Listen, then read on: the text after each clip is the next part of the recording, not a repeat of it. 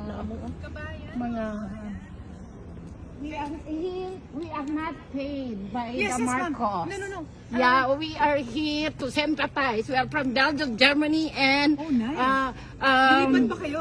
Germany with our own money. Our reporter from ako rin, taga-ABS-CBN, Sen Hernandez po. Sen Hernandez. She's also reporting, taga dito I'm sa an Netherlands. ex-mayor of Kabakan. Talaga? I'm a two-termer. Baka pwede My kayong tumayo sa husband likod is niya. also a mayor. Ay, hindi. And Ay, we- Gagamitin nyo lang kami eh. Bakit Against naman? kayo kay Duterte, di ba? Oh, Against kayo. She's a Yes. lawyer. She tried to check the health of our president. He's an 80 years old by March 28. So pwede nga po, He was di ba? kidnapped in the Philippines. Oo. Kasi parang we will mention na nandito yung supporters. Sa totoo lang, syempre may magsasabi na hindi pinapakita ang supporters now. We're showing people. Oh, yeah. That's what You we're can looking show for. us that we are not paid. Yes, Yeah. sir.